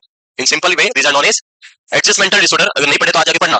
What is adjustmental disorder and what are these disorder? And only the one adjustmental disorder person adjust नहीं कर पाता है. वो क्यों नहीं कर पाता? क्योंकि उसका साइकोलॉजी ऐसा हो गया क्या कि मैं अपने वॉशरूम में बैठूंगा तभी मैं कर पाऊंगा. उसकी साइकोलॉजी ऐसी है. And you cannot change the psychology of that person. और इसीलिए कुछ ऐसे कैंडिडेट भी आएंगे जो आएंगे 4 दिन रहेंगे और छोड़ के चले जाएंगे. Because they cannot adjust in any place or anywhere. और ये उनके लिए बहुत हार्मफुल है, याद रखें. लाइफ में आपको ऐसा पर्सन बनना, साइकियाट्रिक और साइकोलॉजिकल का जो क्लिनिकल इंडिकेशन है आपका मेंटल हेल्थ अगर हेल्दी है तो उसका बेस्ट इंडिकेटर है person who can adjust in every state everywhere. कहीं पे भी जो पर्सन एडजस्ट कर सकता है उसका बेस्ट इंडिकेटर होता है, उसका मेंटल हेल्थ सबसे बेस्ट है. होता है. दिस इज एमसीक्यू जो पूछा गया प्रीवियस ईयर में इन 2019 में ये क्वेश्चन था. Which of the following is the best indicator for mental health? तो आंसर था उसमें adjustment. That is the best जो आपको मेंटल हेल्थ को नहीं. आपका एडजस्टमेंट स्किल तो इतना होना चाहिए कहीं भी जाओ. टाइम और जो हम बात करते हैं वो मैटर करना चाहिए. इट इज नॉट मैटर कि मुझे तो घर ही जाना है, नहीं यहाँ नींद नहीं आएगी. क्यों भाई? रात हो गई तो नींद आएगी क्यों नहीं आएगी? सो जाओ. हो गई? आने लगी? छोड़ दें, सो जाओ. Very good. आने लगे सब. आप लोगों को नहीं सोना है, आपको पढ़ना है. चाहे रात हो दिन हो, कुछ भी सिचुएशन हो, बुखार आ रही है, फीवर आ रही है, कुछ भी आ रही है, पढ़ते रहना है. हम यहाँ पे जब वो सेलेक्टेड बच्चे जो बोल रहे थे ना उस टाइम कि हॉस्टल में ऐसा हुआ ऐसा हुआ ऐसा, वो सारी चीजें आपको लाइफ में एक स्ट्रॉन्ग पर्सन बनाती है. आप जितना ज्यादा स्ट्रगल करेंगे लाइफ में उतना ज्यादा आपको बेनिफिट मिलेगा. आप जितने कंफर्ट में रहोगे, मेरे को एसी वाला रूम चाहिए, मेरे को सिंगल रूम चाहिए, मेरे को वो इतना बड़ा वाला गद्दा होता है वो चाहिए, कंफर्ट आराम से नींद है, ये चुभता है, नहीं तो ये होता है. अरे जब दर्द होगा तभी तो उठोगे, नहीं सोओगे, और नहीं सोओगे तो पढ़ाई करोगे. ये सुनो हाँ ना, खाने में रोटी जली हुई है, वो मेरे को तो अरे मम्मी के हाथ की रोटी मिलेगी. जब मम्मी के हाथ की रोटी मिलेगी तो आप 2 नहीं 5 खाओगे, और जब 5 खाओगे तो फिर 2 जाओगे. हाँ, एक ही खाओगे. भूख लगेगी तो नींद नहीं आएगी, नींद नहीं आएगी तो पढ़ाई करोगे. सो this is indirectly for your benefit. Like एक छोटा सा एग्जांपल था. मैं जब दिल्ली में गया था तो मेरे को खाना बनाना नहीं आता था, क्योंकि मैं जब कॉलेज लाइफ पे था 5 साल तक, वहां पे खाना बनाया नहीं कभी, सिर्फ होटल पे खाया 5 साल तक. और अरे भाई होटल पे खाने का मतलब उस टाइम मतलब 20 रुपए में खाना मिल जाता था, तो वो सस्ता ही था, ज्यादा महंगा नहीं था. और अब मजबूरी थी कि नहीं आता तो क्या कर सकते हैं. सो वहां गए तो जब मैं वहां पहुंचा तो वहां पे प्रॉब्लम ये हो गई कि अब वहां जाए तो बहुत पैसे लगते हैं, सैलरी इतनी है नहीं, और घर में रहे तो खाना बनाना आता नहीं है, क्या करेगा. सो एडजस्टमेंट वहां पे सीखना पड़ेगा आपको लाइफ में. सो फिर हमने डिवाइड किया ऐसे, हमने लिस्ट बनाई कौन क्या क्या कर सकता है. तो एक ने बोला मैं रोटी बना सकता हूँ, एक ने बोला मैं सब्जी बना सकता हूँ, किसी ने बोला मैं रोटी सेक सकता हूँ. 6 लोगों की रोटी बनाना मतलब कम से कम 40-50 रोटी चाहिए राजस्थानी में. तो वो रोटी सेकने में भी बहुत होता होगा, बनाने में, आटा लगाने में, और ऐसे करके सारे लोग डिवाइड हो गए. एक पर्सन बच गया, मैं नहीं था. मैंने एडजस्ट कर लिया था उस टाइम तक. सो उसने बोला कि मैं सिर्फ गाना गा सकता हूँ. तो भाई हमने बोला हमें गाना नहीं सुनना है, हमें क्या करना है. वो सिंगर था, वो पूरे दिन भर करता रहता था. फिर उसको बोला तो एक ही काम बचा है, वो है बर्तन, और तो वही आज से स्टार्ट हुआ. तो वहां से हमने वो एडजस्टमेंट सीखा. 6 लोग इतने छोटे छोटे 2 रूम में रह सकते हैं, वो भी एक एडजस्टमेंट वाली चीज है कि भाई कैसे एडजस्ट करेंगे यार, कैसे सोएंगे सुनो लाइन में सारे लोग. इवन अगर कोई दूसरा मेंबर आगे कोई दूसरा है तो हम 6 एक रूम में, बाकी रूम उनको दे दिया, तुम आराम से. हम तो यहाँ एक साथ ऐसे एक लाइन में 6 हो जाएंगे, कुछ नहीं होने वाला. वो क्या है, वो आप चाहते नहीं मतलब डॉक्टर कितना लंबा चाहिए, मैं एक बार ऐसे इधर जाऊँ और दूसरी बार इधर जाऊँ. वो जब होगा जब आप क्या करोगे, जॉब कर रहे होंगे, अपना घर होगा, वहां आराम से 3 डबल छुपा होगा, आप कितना ही उधर से इधर लोटो, कुछ नहीं होने वाला. यस. तो इसीलिए लाइफ में क्या बनना है, एक एडजस्टेबल पर्सन बनना है. अदरवाइज अगर आपने एडजस्टमेंट नहीं सीखा तो फिर बहुत इश्यूज होंगे लाइफ में. जब मैं घर जा, मैं बहुत बार बोला एग्जाम्पल, घर जाता हूँ तो मम्मी जी की अलग एक्सपेक्टेशन, मेरी माता जी का है, उनकी अलग एक्सपेक्टेशन. उनको लगता है कि मेरा बेटा आ गया, हाँ तेरा ही बेटा हूँ मैं, आई गया वो. अब वो सुबह सुबह 5 बजे उठ जाती है, उसके बाद वही गाय भैंस होती है, दूध निकालना नहीं करना. सो ठीक है, उठ वही वो, फिर वो लगेगा अब मैं आगे उठ गया मैं, तो फिर वो क्या करेगी, वो जो गोबर होता है ना, वो तैयार पड़ा है, उसको लगे बोल रहे हैं और आज से कुमार आ रहे हैं गोबर. सो वो की अलग एक्सपेक्टेशन है, वो उनकी अपनी एक्सपेक्टेशन है. मैं बोलूँ नहीं नहीं, मैं तो नर्सिंग सीनियर नर्सिंग ऑफिसर हूँ, मैं कोई नहीं गोबर नहीं डालूंगा, वो मारवाड़ी वो मैं नहीं डालूंगा, तो अच्छा नहीं लगेगा. फिर उसकी एक्सपेक्टेशन टूट जाएगी. मुझे क्या फर्क पड़ रहा है, उधर फेंक के है, दिन हो गया, खेत पे ले जाएगी, वहां जाके वो पकड़ा दिया, चलो आज खुदा ही करते हैं, चलो भी कर लेते हैं आपके साथ 2 दिन ही तो है, 2 दिन में कोई फर्क पड़ने वाला नहीं है. सो ये सारी चीजें, क्योंकि मैंने पहले सारी चीजें फील की कहाँ किया हुआ, तो वो उसमें एडजस्ट हो रखा पहले से. जब हमारी इलेक्ट्रिशियन की शॉप पे दुकान पे गया तो वहाँ पापा और भाई साहब को अलग एक्सपेक्टेशन, वो पकड़ा दी चलो स्टार्ट हो जाओ, तो और रिपेयरिंग स्टार्ट, और शाम तक हाथ ऐसे ब्रेक काले से ग्रीस होता है, वो लग लग के पूरा काले से हो जाते हैं, पता नहीं क्या हो गया, साबुन से धोने पे 4 दिन तक वो साफ नहीं होता है, ऐसे हाथ हो जाते हैं. तो उनकी अलग, तो वो भी क्या एडजस्टमेंट, क्योंकि वो भी सिखा, वो भी कर देते हैं. भी यहाँ पे पहुंच गया मैं, यहाँ पे लाइक जो मेड है वो एक दिन आई नहीं, और मैडम यहाँ है नहीं, तो मैं अकेला ही, अब मेरे को अब क्या करेंगे आज? वो सिर्फ सफाई करने आते, खाना तो मैं ही बनाता हूँ, सो मैं क्या करेंगे सफाई, अब अपना करोगे तो सफाई तो करना ही पड़ेगा, नहीं तो प्रॉब्लम हो जाएगी, लड़ाई हो जाएगी शाम को, फोन पे लड़ाई स्टार्ट हो जाएगी। सो फिर मैं उठा और ले उस और पूरे घर में क्या किया, झाड़ू और पोछा कर दिया। तो उससे ना तो मुझे भी फर्क पड़ रहा है ना किसी को कुछ फर्क पड़ने वाला है, और उससे आप क्या सीख रहे हो लाइफ में? एडजस्टमेंट, ना पोछा। और अगर आपने एडजस्टमेंट नहीं किया, अरे पोछा लगाना हम दिल्ली में सीख लिया था, जो पोछा लगाने की बात है, हम वहां रहते थे तो क्या कि घर जो था, दो ही कमरे थे, सोने के लिए जगह इतनी थी कि पोछा लगाने की जरूरत नहीं थी, इतनी जगह। प्रॉब्लम कब होती थी जब कोई गेस्ट या कोई ऐसा पर्सन आता था, तो उससे टेंशन होती थी कि आज पूरा घर को क्या करना पड़ेगा, चमकना चाहिए, कोई आ रहा है। सो 6 लोग हैं, इतना घर है, सारे ब्रश लेके ऐसे रगड़ते थे फ्लोर को कि जो 6 महीने में कचरा डिपोजिट हुआ सारा एक दिन में साफ पूरा क्लीन हो जाता। तो वहीं से हमने पहले लर्न कर लिया था। तो ये सारी चीजें आगे जाके आपको डायरेक्टली और इनडायरेक्टली कहीं ना कहीं, अभी मैं ईटिंग खुद करता हूँ, जो आपका कुकिंग है वो पूरा प्रोसेस जो है मैं खुद करता हूँ, सुबह 5 बजे से लेके अभी 8:30, जब हम 7:30 क्लास एंड करेंगे, देन 8 o'clock घर पहुंचेगा, देन उसके बाद कुकिंग करेंगे, खाएंगे, पढ़ाई करेंगे आपके लिए, फिर सोएंगे, देन सुबह 5:30 को मैं वापस उठ के फिर कुकिंग करता हूँ, क्योंकि नेफ्यू साथ में रहता है, तो उसके लिए खाना मेरे लिए जरूरी नहीं है, उससे बनाना जरूरी है। और नहीं बनाऊंगा तो क्या खाएगा पूरे दिन भर, क्योंकि मैं इधर रहूंगा पूरे दिन भर। सो वो बनाना वहां सीखा हूँ, अभी काम आ रहा है। अगर आप नहीं सीखोगे तो फिर दूसरों के भरोसे रहना पड़ेगा और फिर लाइफ डिफिकल्ट हो जाती है। तो इसीलिए एडजस्टमेंट आज से क्या करो, स्टार्ट। रोटी चाहे जली हो, कैसी भी हो, कुछ नहीं, कोई टेंशन नहीं, बस जो आपने सपने देखे हैं, एक लाइन जो पहले भी मैंने आपको सुनाई होगी, थिंक पहले भी, जो स्टूडेंट की लाइफ पे है, जब आप बाहर निकलते घर से बाहर, तो वो स्टूडेंट लिखता है कि थक गया हूँ माँ, अपनी माता जी के लिए लिखता है कि थक गया हूँ माँ, किससे थक गया हूँ माँ मैं इस रूम की 4 दीवारी में, जो आप डेली बेसिस का लाइफ होता है कि एक ही आना रूम में बैठना वापस सुबह पढ़ना, वही चल रहा है। सो थक गया हूँ माँ मैं रूम की 4 दीवारी में, तो होती तो कह देता बाहर घुमा दे। थक गया हूँ माँ मैं हॉस्टल की रोटी खा खा के, तो होती तो कह देता पराठे बना दे माँ। नींद बहुत आती है पढ़ते पढ़ते रात को माँ, नींद बहुत आती है पढ़ते पढ़ते माँ, तो होती तो कह देता एक कप चाय बना दे माँ। ये जो सारे लिखे उसने, उसमें जो सबसे लास्ट में लिखा उसने कि बहुत दूर चला आया हूं मैं घर से, तो ये पॉसिबल तो है नहीं, बहुत दूर चला आया हूं मैं घर से, तेरे सपनों की जो परवाह ना होती तो कब का लौट आता मैं माँ। तो यही आपका मेन फोटो है, जो आपकी माँ, आपके पिताजी, जो जिनके सपनों के लिए आप यहाँ आए हो, उसके लिए 6 महीने रोटी जो मिल रही है, जैसा मिल रहा है, उससे एडजस्ट करने में कोई इश्यू नहीं है। बस जब आप अपने सपने फुलफिल करके जाओगे तब सारी चीजें भूल जाओगे, बस वही दिखेगा जो आप यहाँ पे मेहनत करके अचीव करोगे, वही सबको दिखेगा, पीछे क्या हुआ वो किसी को पता नहीं चलेगा। तो इसीलिए सिर्फ 6 महीने, उसके बाद मजे ही मजे। आगे नेक्स्ट, और बाकी एक मुझे तो वो जो मैं बार बार आपको सुनाता हूँ, और जो यूपी वाला जो एक पर्सन था, जिस टीचर था, उसने जो टीचर या स्टूडेंट पता नहीं कौन था वो, तो पर मैंने बहुत बार आपको सुनाया भी था, माँ के नींद में बसता सपना।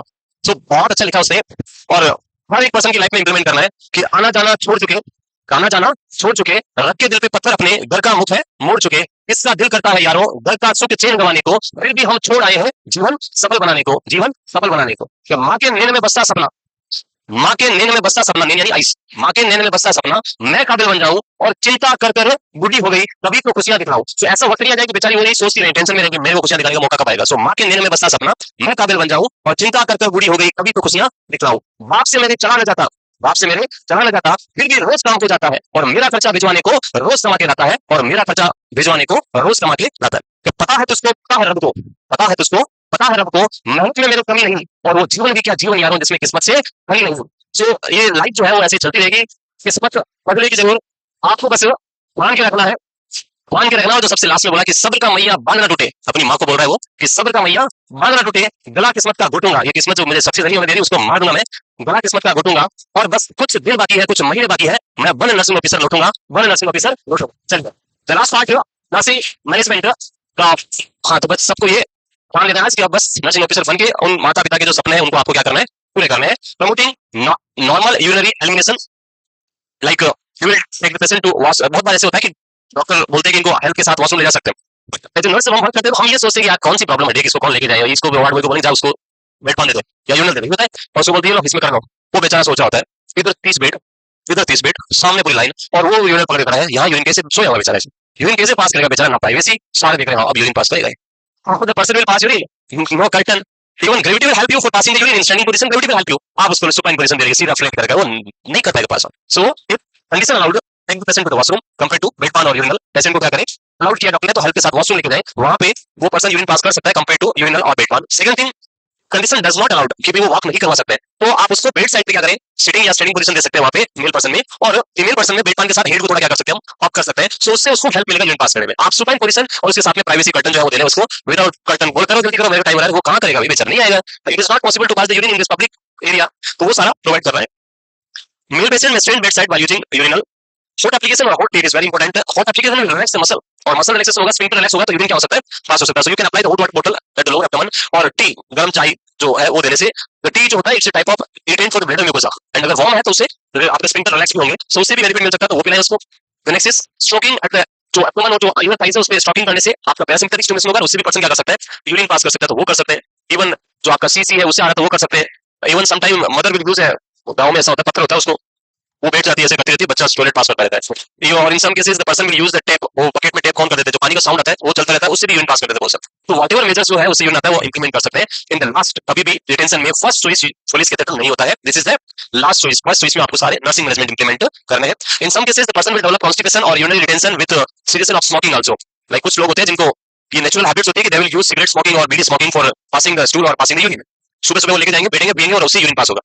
सो सिगरेट स्मोकिंग और जो बीड़ी स्मोकिंग होती है उसमें निकोटिन होता है. जो निकोटिन होता है it's a type of cholinergic substance, cholinergic receptor पे बाइंड होगा और कोलिनर्जिक को स्टिमुलेट करेगा, तो स्फिंक्टर क्या होंगे, relax and person will pass the urine. So it is very beneficial. इसकी वजह से हुआ तो दे दो उसको, पिला दो, ले सिगरेट पी तू कर. ये भी इन सम केसेस लाइक जैसे हमारे पास बहुत सारे ऐसे पेशेंट्स आते हैं जो मॉर्फिन एडिक्टेड होते हैं यहाँ पे, एंड उनको जब एडमिट कर देते हैं और एंकर करते हैं तो अब वो रह नहीं, उनसे नहीं रह जाता, बिना मॉर्फिन उनको जिंदा रहना बहुत तड़पते रहते हैं बहुत ज्यादा. सो वो बहुत करेंगे, चिल्लाएंगे, तो फिर उनको थोड़ा सा दे देते हैं, लो लो तुम, इससे शांति रहो तुम. So illegally it's not legal. Next nothing much, next is catheterize the patient to prevent over discharge. So in सारे मेजर से यूरिन पास नहीं करता है, then we will go for K90 tube और Foley's catheter, doctor is allowing, तो वो आप डालें और उस ब्लड को क्या करें, एक बार एम्प्टी करें, ताकि डिस्टेंशन को हम क्या कर सके, प्रिवेंट कर सके. In some cases if the retention is due to the prostate enlargement, अगर प्रोस्टेट एनलार्जमेंट से रिटेंशन होता है तो पुलिस कैथेटराइजेशन और K90 जो है वो डालना पॉसिबल होगा. It is not possible to put the K90 और पुलिस कैथेटर.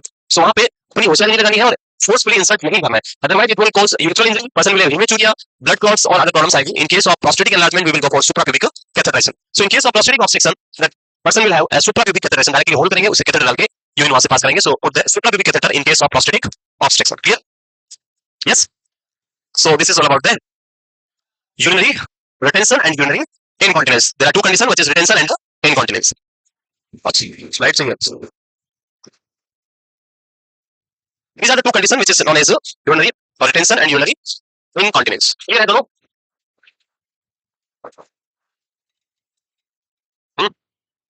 Catheter दो मेथड बनाए मैंने. To assess the residual volume, we have two methods. One is USC, ultrasound, and second one is straight catheterization, जहाँ पे हम K90 या Foley डालेंगे, and जो भी यूरिन होगा वो कैथेटर के थ्रू बाहर आएगा, उसको मेजर करेंगे. So we have two methods. The best one is USC. Ultrasound is the first choice because catheterization में higher chance for the development of infection. तो हम पहले नंबर पे जाते हैं USC के साथ में. Clear? The next one is a very important disorder, that is renal failure, जो एग्जाम के लिए फेवरेट MCQs लेके आता है. I think renal function जो है वो मैं ऑलरेडी पढ़ा चुका हूँ आपको. Yes or no? The function of kidney पढ़ाया था. So renal failure means when kidney or renal is unable to perform the normal function. Fail हो जाती है. किडनी के जो वर्क है हमने पढ़े थे, one is excretory function, metabolic function, maintenance, electrolytes maintenance, maintenance वाला function and endocrine functions. These are the four functions जो मैंने आपको लिखवाए थे. If kidney fail to perform this all function, the condition is known as renal failure, and this condition occur suddenly, that is known as acute renal failure, and if this condition occur slowly for a long time of period, that is known as chronic.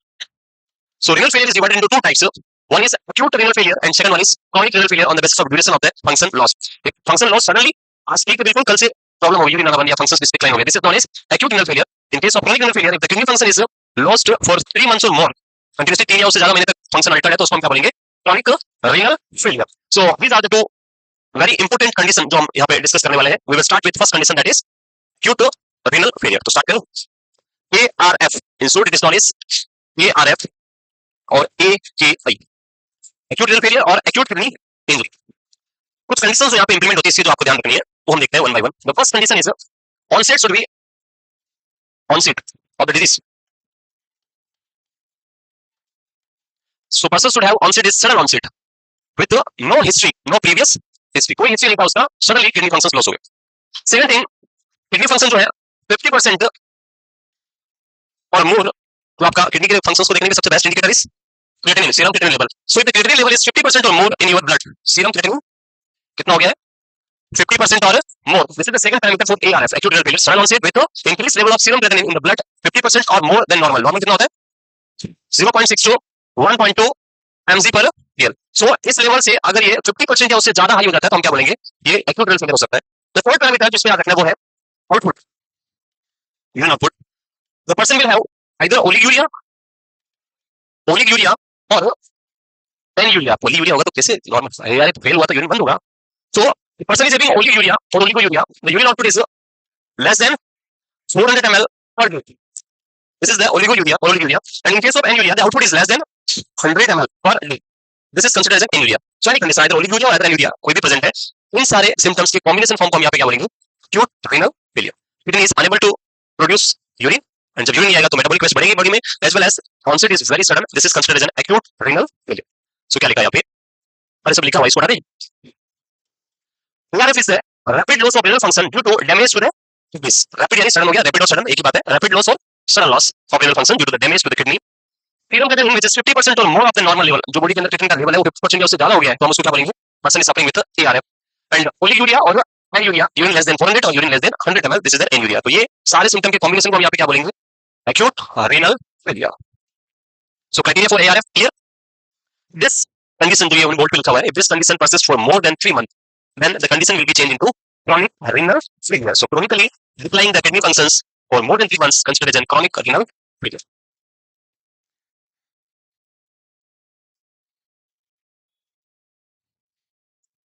The next is the cause for ARF.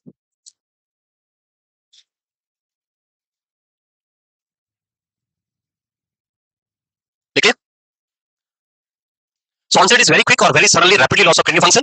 And rapid loss की जो cause है उनको हम यहाँ पे 3 category में divide करके discuss करेंगे. यहाँ पे there are 3 types or 3 categories for the cause of acute renal failure. And इनके ऊपर कभी-कभी एग्जाम में क्वेश्चन भी आता है cause के बेसिस पे. So 3 टाइप हम पढ़ते हैं और उनको कैसे आइडेंटिफाई करते हैं समझते हैं. ये लिखिए और चलिए आगे.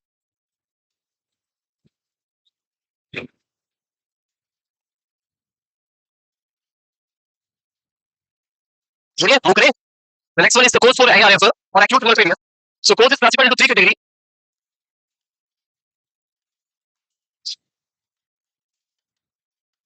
So this is the kidney, ureter, and this is the vessel which is taking blood into the renal artery and then renal vein. Clear? Now, जो functions हम 3 पार्ट में डिस्कस करेंगे. The first thing is the vessel which is bringing the blood towards the kidney or renal perfusion की हम बात कर रहे हैं.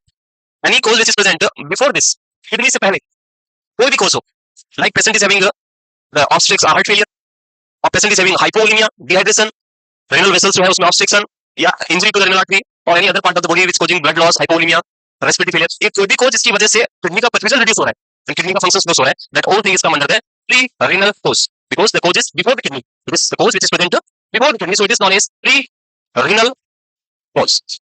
And इसमें जो भी cause आएंगे वो सारे क्या करेंगे? Decrease the renal perfusion. Clear? First thing is clear. Like hypovolemia, accident से bleeding होना और अदर हार्ट फेलियर होना या और कोई भी cause से किडनी का परफ्यूजन रिड्यूस हो रहा है उससे क्या होगा? renal cause. Now this blood is entering into the kidney. इसमें एंटर करने के बाद जो यहाँ पे हमारे वेरियस जो इसके कॉलम्स हैं और जो भी इसके अंदर हमने पढ़ी ऑलरेडी वो सारी चीजें. So now any cause which is present inside the kidney, like person is suffering with nephritis, pyelonephritis, hydronephrosis, necrosis, or any direct injury to the kidney, nephron damage हो गया, any reason which is calculate formation inside the kidney, any cause which is present inside the kidney, that is known as intrarenal cause. So the cause which is present inside the kidney is known as intrarenal cause.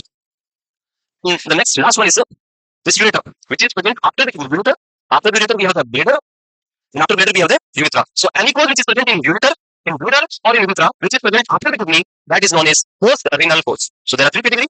One is renal, intrarenal, and the post-renal. In post-renal, like obstruction, जो हमने stone से हो गया, any tumor, any type of injury will causing obstruction, like हमने urinary retention पढ़ा, that is the cause. Any cause which is present after the kidney, तो वो condition किस पाएगी? Post-renal cause. Like patient is suffering with urinary retention here due to any obstruction. Now the urine will here इससे बड़ी flow यहाँ पे होगा, यहाँ से किडनी में पहुंचेगा, किडनी में पाइलोनेफ्राइटिस करेगा, सेप्सिस कोज करेगा, हाइड्रोनेफ्रोसिस करेगा, किडनी का फंक्शन अल्टर्ड होगा, and person will undergo the acute renal failure, and this cause is considered as a post-renal cause. Clear? तो कितने cause हो गए? 3 cause. Clear नहीं? Cause first one is the pre-renal cause, and this is the most common cause for renal failure. Most common for renal failure in nearby 60 to 70% cases में आपको ये देखने को मिलता है कि person is suffering with pre-renal causes. And the examples are decreased volume due to any reason, blood volume कम हो रहा है, impaired cardiac efficiency, हार्ट में कोई भी इश्यू है, हार्ट फेलियर है, कार्डियोमायोपैथीज है या अदर कोई भी कंडीशन है तो वो हो सकता है. Vasodilation which lead to decreased renal perfusion, that is also in pre-renal cause. So these all are the come under pre-renal causes. और pre-renal causes में mainly आपको क्या देखने को मिलेगा? तो एक सिंगल वर्ड में आंसर होगा decrease renal perfusion. तो अगर एग्जाम में ऐसे कोई भी एग्जांपल देते तो आप आंसर दे सकते हैं. Like a patient is suffering with accident and huge amount of blood volume is lost and person is now suffering with renal failure. तो यहाँ पे कौन सा cause की वजह से renal failure हुआ? Answer is pre-renal failure. Blood loss हो गया तो हम क्या बोलेंगे? Pre-renal failure. Now a person who is developing renal failure due to the excessive loss of blood loss, and that excessive loss decrease the renal perfusion, and due to decreased renal perfusion person develop the necrosis in the kidney nephron or kidney tissue, and इसकी वजह से renal failure हो गया. Now this is the cause which is common है. So यहाँ पे ध्यान रखना है कि perfusion कम होने से necrosis हो गया और necrosis की वजह से renal failure हुआ. तो this is known as intrarenal cause. It is not perirenal. It is intrarenal. So ये ध्यान से पढ़ के आंसर देना. Next is intrarenal cause like ये prerenal ischemia. तो prerenal cause था उसकी वजह से क्या हो गया? Ischemia necrosis. Tubular necrosis, infection and obstruction in the pathway, nephrotoxicity. As we know that aminoglycosides are highly nephrotoxic drugs. Aminoglycosides highly होती है. Like your amikacin, gentamicin, kanamycin, tobramycin, neomycin, ये सारी कौन सी है? Streptomycin. These are the aminoglycosides, and these are highly nephrotoxic drugs. And these are contraindicated in case of renal problems or renal diseases. Till you are giving this drug to the patient with renal disease, then person will undergo kidney damage and then lead to renal failure. And this is known as which cause? Intrarenal cause, क्योंकि आपने directly kidney को damage कर दिया. तो रेडियोपैथिक die के बारे में बहुत बार पढ़ा है. Whenever you are giving dye to the patient, always doctor will ask for CAPT report. किसकी रिपोर्ट मांगते हो? If the CAPT kidney function test or renal function test is dearranged, it is not normal, then the person will not receive dye. उसको dye नहीं देते क्योंकि वो dye जो है और ज्यादा क्या करेगा, किडनी को डैमेज करेगा. The next is okay. So one is prerenal cause, second one is intrarenal cause. Now the last one, which is post-renal cause of acute renal failure.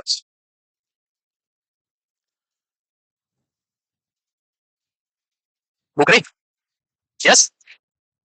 The last one is the post-renal cause, and in post-renal cause, like any obstruction due to the stone, tumors, benign prostatic hyperplasia, blood clots, bladder cancer, ये सारे किसके अंदर आएंगे? Post renal कोस के अंदर. Post renal के अंदर एक ही है, वो है ऑब्स्ट्रक्शन. अब वो किसी भी वजह से ऑब्स्ट्रक्शन है पाथवे में, तो यूरिन ब्लड फ्लो करेगा और उससे किडनी डैमेज होगा, उसको हम बोलेंगे post renal cause. Renal cause ischaemia sorry decrease perfusion. Post renal cause means obstruction, and internal यानी डायरेक्टली किडनी में डैमेज होना किसी भी वजह से, वो होगा इंट्रारेनल कोस. तो आपको ये डिफरेंशिएशन आना चाहिए. कोई भी एग्जांपल देते हैं एग्जाम में तो उसको आपको बताना है कि कौन सा कोस है, प्री, इंट्रा और पोस्ट. क्लियर यहां तक? तो this a very important part of this renal failure is the phase of acute renal failure. Phases of acute renal failure. So in case of renal failure, the phases are divided into 4 types or 4 phases. So ये लिख लिया हो तो आगे देखते हैं. लिख लिया? ओके. renal failure जो है कल स्टार्ट करेंगे हम, और उसके साथ में nephrotic syndrome and nephritic syndrome जो है वो हम डिस्कस करेंगे. तो आप कल स्पेसिफिकली नेफ्रोल का जो फिजियोलॉजी है वो पढ़ के आएंगे. Next is phases of acute renal failure. So in the starting of the this renal system, मैंने आपको बताया था, याद होगा, till what percent of nephron damage kidney will not show any renal function alteration. कितने परसेंट नेफ्रॉन डैमेज होंगे तब तक काम चल सकता है? 80%. अरे 80% पे तो रेनल ट्रांसप्लांट करना पड़ता है. What percentage will maintain the normal kidney function? सो हमने लिखा था, याद होगा, still 50%. अगर आपकी किडनी में 50% नेफ्रॉन डैमेज भी है, स्टिल किडनी का फंक्शन जो है वो अल्टर्ड नहीं होगा. लेकिन 50 से ज्यादा होने पे किडनी का फंक्शन क्या स्टार्ट हो जाएगा? अल्टर्ड होना स्टार्ट हो जाएगा. नाउ हमने बोला कि renal failure हो गया, तो इसका मतलब ये है कि renal failure होते ही सारे के सारे नेफ्रॉन एक ही दिन में डैमेज हो गया.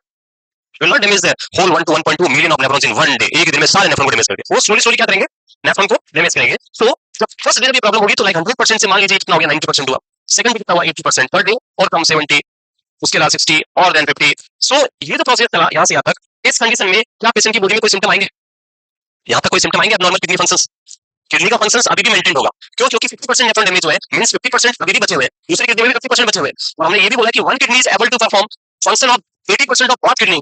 सो अभी भी 50-50 100% दोनों में बचे हुए, तो वो दोनों मिलकर काम कर लेंगे अभी भी. लेकिन 50 से कम होने पे फिर क्या होगा?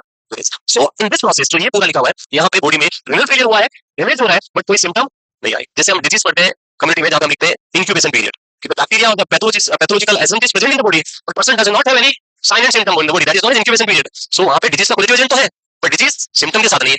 डिजीज तो है पर सिम्टम डिजीज के नहीं सेम. यहाँ पे रेनल फेलियर तो है पर उसके सिम्टम अभी तक अपीयर नहीं हुए. This phase is known as the initiation phase. इसको हम क्या बोलते हैं? Initiation phase. This is known as initiation phase, and in this phase there is no symptom in patient body. इसीलिए इसका नाम था initiation. ये इनिशिएट करिए renal failure को, स्टार्ट हुआ, अभी कुछ प्रॉब्लम नहीं है, सिर्फ इनिशिएशन हुआ है, स्टार्ट हुआ. Till more than 50% of damage of the nephron, now the person will have symptoms of renal failure, and it is classically present with oliguria, and that's why this phase is known as oliguric phase. Oliguric phase. This is the oliguric phase जो आपकी चलेगी. Then next after the oliguric phase, इसमें आपका urine output क्या हो जाएगा? Decrease output less than 400 ml, और sometime anuria जहाँ पे urine output 100 ml से कम हो जाएगा.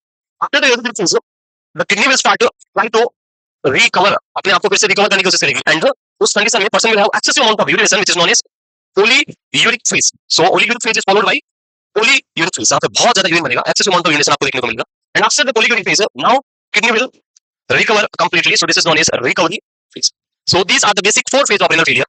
इनिशिएशन फेज जहाँ पे किडनी डैमेज होना इनिशिएट हो चुका है लेकिन अभी भी फंक्शंस डिक्लाइन नहीं हुए. Oliguric phase and the recovery phase. So will start with initiation phase, oliguric phase, polyuria diabetic phase हम भी बोल सकते हैं इसको. सो डायबिटिक फेज और polyuric phase both are same. और recovery phase. So these are the four phases. इस phase में कोई सिम्टम नहीं होते, सो इसमें कुछ पढ़ने की जरूरत है नहीं, ये तो नॉर्मल फेज है. We will start with which phase? Polyuric phase.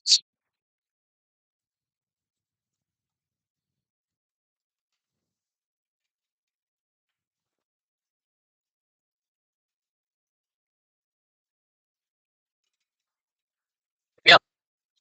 Now write the first phase which is polyuric phase. Clipping करने के बाद आधा घंटा और बढ़ जाता है. आपको पता नहीं पता है, मेरा रूल अलग है. मैं तभी क्लास छोड़ता हूँ जब मेरी इच्छा होती है. अगर मेरी इच्छा है 7 बजे छोड़ना तो मैं 7 बजे छोड़ दूंगा. अगर इच्छा नहीं है तो 8 भी बज सकती है. अगर क्लिपिंग किया तो 8:30 बज जाएगी. इसीलिए द नेक्स्ट फेज इज, लिख रही है, next is the polyuric phase. So about the polyuric phase, this diabetic phase and the recovery phase and all the remaining part of this renal failure acute and chronic we'll discuss in the next class tomorrow. कल पढ़ के आएंगे और बाकी जो है वो हम डिस्कस करेंगे.